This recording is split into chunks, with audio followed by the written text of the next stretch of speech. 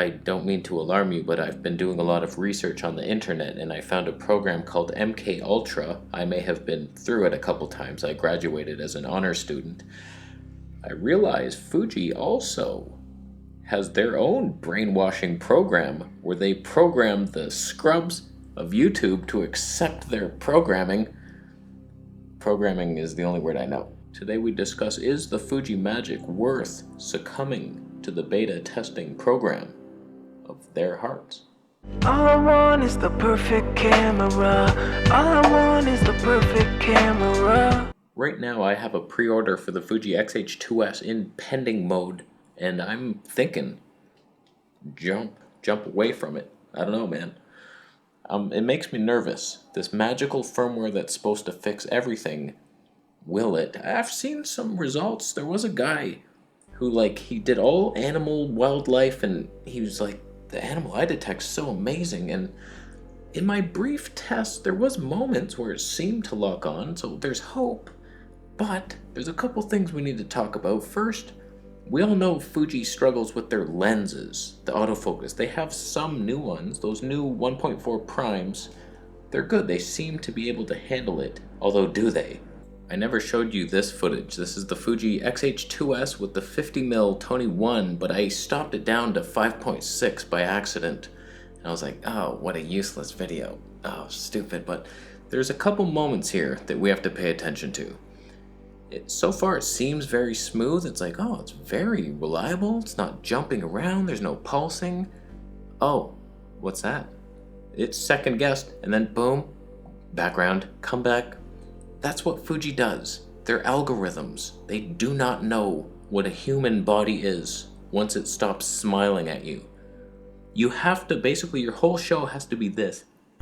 When we call this. That scares me. If you for 1 second turn, you're no longer a human face. Fuji panics, like, where'd he go? Oh, is he back there? That was quick for a human. Oh, he could have done it. I believe in him.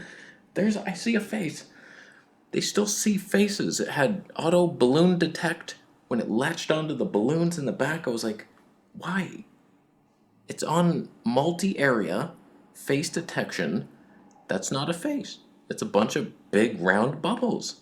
Most humans don't have those. Some do. The ones that eat too much processed cheese and hot dogs. This makes me realize that cameras have personalities, and they're not going to change much. It's like a marriage. You have your husband, he's sitting on the couch all the time. He loves his watching Matlock, whatever he watches. Hand down the crotch, beer, and he leaves his socks on the chair next to you, and you're like, why do you keep doing that, Greg?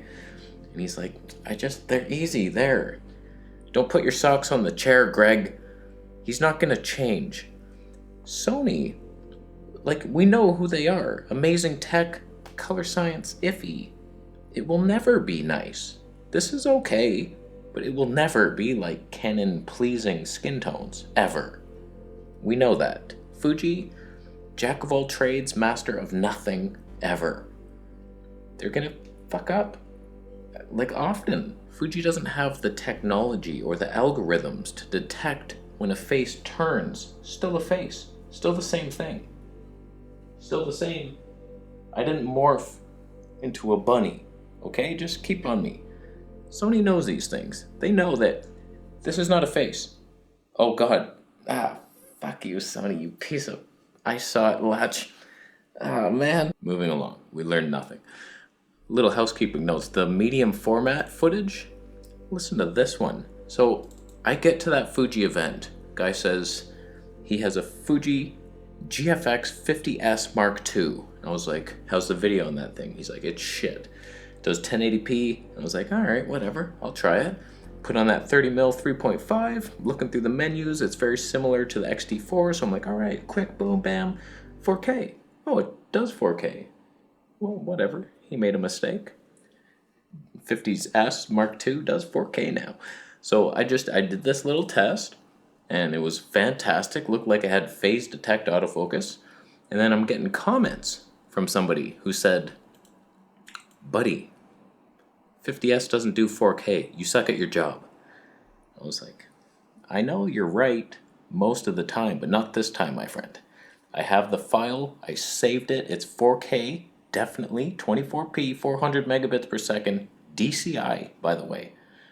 I win. I win at life. I was getting some super rude people. They were like, oh, you can never trust this guy. Look, it does 1080p only. And I was like, so I just did a bit of research. I was like, okay, what do these things do? 50S, okay, that's 1080p only. What's going on here? Like, I had 4K, and I'm looking at the other ones. The other one was a rangefinder. I was like, that wasn't the camera. It was this. Then I looked at the 100S. Looks identical to the 50S. I was like, that does 4K, phase detect. Wait a second. I had the 100S. That's the only explanation. I didn't know. It was a packed crowd. There was a lineup of people. I was like, I'll test it quick. I was panicking. I don't know what they look like. I've never had a GFX. If he told me it was the 100S, I would have been so much more excited. I was like, oh darn, only the 50S? So that was 100S footage, and it was glorious. It was absolutely glorious. So sorry that I gave you false information saying it was the 50S, but I thought it was. He told me it was. I believed him. Why would he lie to me? So there that was, and it was good. The IBIS was shaky. That's bullshit. But medium format, was I blown away by it? Probably the lighting was just so shit in that store that what could you be blown away by in that scenario? I said scenario weird. The longer I wait for this XH2s, the less excited I become. I don't know, like I know the 4K 120p is gonna look nice, and if I have to revert to manual focus, then okay, I can do that. It'll be okay. But to lose 240 frame per second sharpness, that it looks so much worse, like that's a kick right in the sack. I can't put up with that, so I'm leaning towards doing the unthinkable. I have no plans. When I was borrowing that Canon R5C and that secret setting of the raw Super 16 crop, 2.9K 120 frames per second, zoomed in, do you have any idea how magical that was? Of course you do, you saw the video. Even with YouTube compression, you were blown away. I want something like that. Not the R5C, it was such a pain in the ass to use. But something with RAW and a crop, it's like this ultimate thing, like regular 4K 120p or something, and then a 1080p crop, super crop, but it's RAW, meaning that it retains everything, all the glory. RAW is so versatile and amazing. I'm blown away, and I need it in my life. Here's a little example side by side. First clip is the Sony 90mm macro in 4K 120p. And this is as close as I could get. It's a 1:1 ratio, and that's fantastic. This is just a lens, I think, the 35mm 1.8. And so I'm zooming in, I've focused on that letter A. Let's go to the Canon RAW footage. My God, my glory God. Like, look how much closer it gets. The detail, if you were a macro whore, oh man, you could get so close on something in RAW. If you do it side by side with the Sony punching in to try to match it, it can match nothing. It matches nothing. You can see every little line in that metallic A. Oh, the beauty. So as us scrubs use regular mirrorless cameras without RAW, it's disgusting, and we have to make way. We get by with crumbs of leftover bread with no butter, and it hurts the esophagus to swallow it.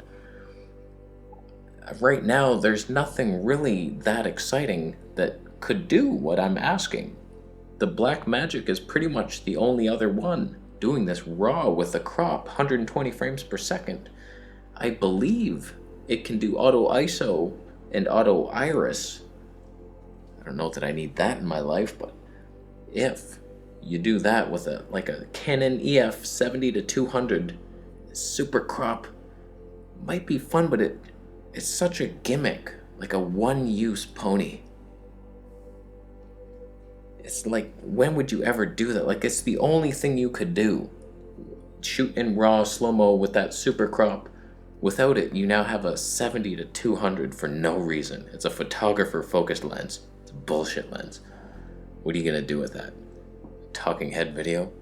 Give me a break. So that's where you have to balance the ultimate cinematic quality versus actually using it and having fun while doing it.